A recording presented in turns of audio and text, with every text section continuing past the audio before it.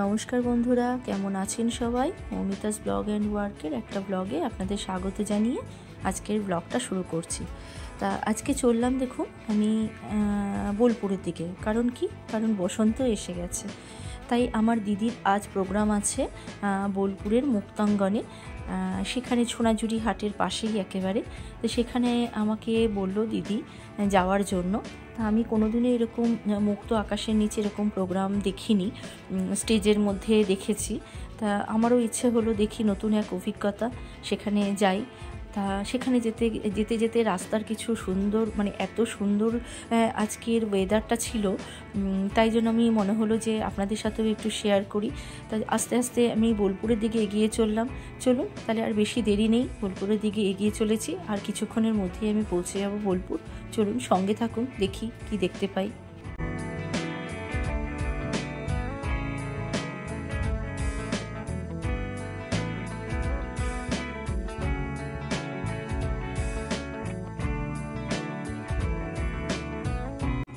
চলুন, আমরা পৌঁছে গেছি যেখানে অনুষ্ঠানটা হচ্ছে, ঠিক সেই জায়গাতে। চারদিকে মনোরম পরিবেশ। আমার দিদি রয়েছে এবং তার শিল্পীরাও রয়েছে, নৃত্যশিল্পীরা, তার স্টুডেন্টরা।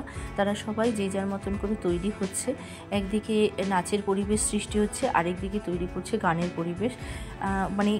এত সুন্দর ওখানের পরিবেশ যে ওখানে না যাবে সে শুধু বলে সেখানে বোঝানো যাবে না যে ওখানে পরিবেশটা কত সুন্দর। তারই মাঝে দিদির স্টুডেন্টরা একটু আমার দিদির সাথে, ওর নাচের আন্টির সাথে ওরা একটু ওদের ফটোশ্যুট করে নিচ্ছে। আমিও একটু নিজেকে দেখিয়ে নিলাম। এই যে পেছনে আছে আমার মা, তা মা তো কোনোভাবেই তাকায় না আর ক্যামেরার দিকে। যাই হোক, আমি ওদের সাথে নিজেকেও আমি একটু ফটো তুললাম না, আমি নিজেকে ওদের সাথে একটুখানি ভিডিওতেই চলে আসলাম। এবার সবাই আস্তে আস্তে স্টেজের দিকে উঠে যাচ্ছে। আমার দিদিকে প্রণাম করে তারা তাদের আন্টিকে প্রণাম করে তারা স্টেজে যে যার মতন করে উঠছে তাদের পারফরমেন্স দেখানোর জন্য। প্রথমেই ওরা যেটা শুরু করেছে সেটা হচ্ছে বসন্তকাল। বসন্ত দৌড় উৎসব আসতে চলেছে, তার জন্য ওরা কী করছে, ওরা হচ্ছে প্রথমেই বসন্ত এসে গেছে গানটি দিয়ে ওরা ওদের নাচটা শুরু করলো। কিন্তু আমি গানটা এত সুন্দর, গানের সাথে এরা এত সুন্দর নৃত্য পরিবেশন করেছে, কিন্তু আমি সেই গানটা দিতে পারলাম না, কারণ কপিরাইট হয়ে যাওয়ার সম্ভাবনা থাকে। যাই হোক, আপনারা বুঝতেই পারছেন নিশ্চয়ই যে তারা গানের তালে তালেই নাচছে, কিন্তু আনফর্চুনেটলি আমি গানটা দিতে পারলাম না। এত সুন্দর পরিবেশ এবং এত কি বলবো, চারপাশে যেন মনে হচ্ছে পাখির ডাক।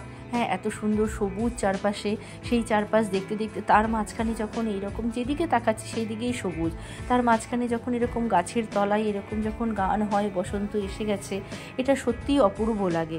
কোনো স্টেজে বা কোনো হলে আমরা যখন প্রোগ্রাম দেখি তখন আর অতটা ভালো লাগে না। তারই মাঝে আমার দিদি এসে আমাকে একটু রাঙিয়ে দিল আবির দিয়ে, বেশ ভালোই লাগলো। তাই জন্য আমি নিজেকেও একটুখানি ক্যামেরাতে বন্দি করে নিলাম, আর এই টাইমটুকুকেও বন্দি করে রাখলাম। আমি নিজেকেও দেখতে খুব ভালো লাগছিল তখন আবির মেখে। যাই হোক, যখন নাচটা শেষ হয়ে যাওয়ার পরে আমি তখন আবার গান হবে, গানটা তো আমার কানে আসবে, তাই একটু ওই যেখানে প্রোগ্রামটা হচ্ছিল সেখান থেকে একটু আমি বেরিয়ে গেলাম। আমি যখন ওই জায়গাটাতে ঢুকছিলাম তখনই আমার এই জায়গাটার দিকে চোখ গিয়েছিল। এই জায়গাটার নাম হচ্ছে দেশের বাড়ি। এটা একটা রিসোর্ট টাইপের। এখানে বেশি ভেতরে ঢুকতে সাহস পেলাম না, কিন্তু বাইরে থেকে দেখতে এত সুন্দর লাগলো। এই দিকটাতে আমার দিদিদের নাচের প্রোগ্রামটা হচ্ছে, সেখান থেকে আমি ওই বাড়িতেও একটুখানি দেখে এলাম। তারপরে এসে দেখছি আমার দিদি তার স্টুডেন্টদের সাথে খুব আনন্দ করছে। আমার দিদি নামেই হচ্ছে টিচার ওদের, কিন্তু পুরো বন্ধুর মতনই ওদের সাথে থাকে। ওরাও খুব কমফোর্টেবল ফিল করে দিদির সাথে থাকতে গেলে। তা দিদিও খুব আনন্দ, মজা, হাসি ঠাট্টা সব রকম সব কিছু ওদের সাথে শেয়ার করে, ওদের সাথে করে। ওরাও খুব আনন্দে থাকে। আর আমার দিদির মধ্যে সবসময় যেন মনে হয়, দিদি যে কোনো হাসলেও যেন মনে হয় ও একটা কি বলবো, কোনো নাচ পরিবেশন করছে, নৃত্য পরিবেশন করছে, তার মধ্যে থেকেই তার হাসিটাকে প্রকাশ করছে। তা আমিও ওকে এই অবস্থাতে যখন ওর স্টুডেন্টদের সাথে যখন একটু টাইম স্পেন্ড করছে, একটু আনন্দ করছে, আমি সেই সময়টাকেও ক্যামেরাবন্দি করার চেষ্টা করেছি। যাই হোক, তারপরে একটুখানি আমি ওদের ফটোও তুলে নিলাম। এইটাও আমি একটু ক্যামেরা বন্দি করে দিলাম। যে যার মতন করে এসে দাঁড়িয়ে গেল। আমার দিদি তো নিচে মাঝখানে একদম স্ট্যাচু হয়ে দাঁড়িয়ে গেছে ফটো তোলার জন্য। আর কিছু খুদে শিশুরাও আসলো, এসে তারাও দাঁড়িয়ে গেল ওখানে। ওই দেখুন কীরকম করে নাচতে লেগেছে আমার দিদি। মানে মনে হচ্ছে যে এখানে মানে দিদি নাচছে, মানে ওরা নাচছে যেন দিদিও নাচলে ওই স্টুডেন্টদের সাথে ড্রেস পরে যদি নাচতে লাগতো তাহলে খুব ভালো হতো। আবার আরেকটা নৃত্য যখন এখানে পরিবেশন করছে, এটা কিন্তু জানেন তো দিদিদের সের মধ্যে ছিল না, লিস্টের মধ্যে ছিল না। কেউ গান গাইছে, সেই গানের তালে তালে এরা আর বসে থাকতে পারলো না। সেই সময় এরাও উঠে গেল ওই গাছের নিচে, ওই একই জায়গাতে। ওই দেখুন পেছনে আমার দিদিও চলে এসেছে। ও আর পারলো না নিজেকে ধরে রাখতে। ওরা নাচছে, তার সাথে সাথে দিদিও নাচতে লাগলো ওই গানের সাথে। মানে এত সুন্দর পরিবেশ যে কেউ মানে নিজে যদি না থাকে তাহলে শুধু আমার কথা দিয়ে কেউ বুঝতে পারবে না, ফিল করতে পারবে না। দিদি খুব আনন্দ করেছে, তার সাথে সাথে আমারও খুব আনন্দ হচ্ছিল, দেখে খুব ভালো লাগছিল। যেন মনে হলো কোনো জায়গাতে প্রোগ্রাম হলে টিচারের একটু, যদি কেউ কোনো গানের টিচার হয় তাহলে তার একটু গান গাওয়া উচিত। কোনো যদি নাচের প্রোগ্রাম হয় তাহলে সেখানে সেই টিচারের একটু নাচও দেখানো উচিত। দিদির এখানে কোনো প্রোগ্রাম ছিল না যে দিদি নাচ করবে, কিন্তু ওইখানে এত সুন্দর পরিবেশে এবং তারাও যেরকম করে, স্টুডেন্টরাও যেরকম করে অন্য একজনের গানের তালে যেরকম করে নিজেকে রাঙিয়ে দিয়েছে, যেরকম করে মানে নাচটা পরিবেশন করছে ওই গানের সাথে মিলে, তাই জন্য দিদিও ওখানে ওদের সাথে নাচতে শুরু করে দিয়েছে। যাই হোক, আপনারা দেখুন, সঙ্গে থাকুন, কীরকম লাগছে বলুন, আমাকে অবশ্যই জানাবেন কমেন্ট সেকশানে।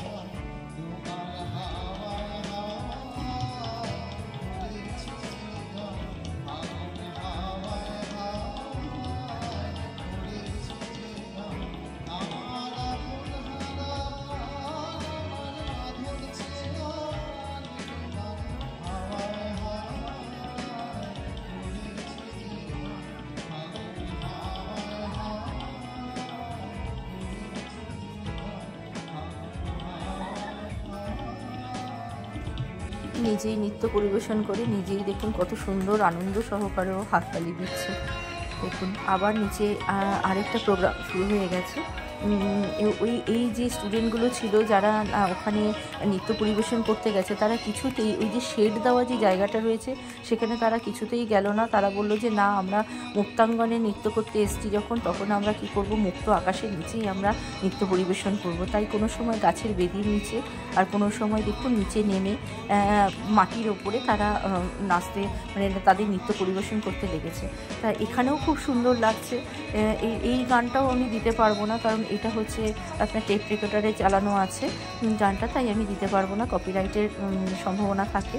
কিন্তু এই নাচটিও এত সুন্দর এরা করেছে, খুবই সুন্দর করেছে। আপনারা সঙ্গে থাকুন, আমার বলার কোনো ভাষা নেই।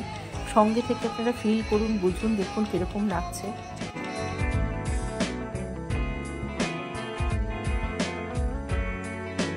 এর মাঝে ছিল কিছু আনন্দ, কিছু ঘোরা, কিছু খাওয়া দাওয়া, আর দিদিদেরকে ট্রেনে তুলে এসে সি আপ করে দেওয়া।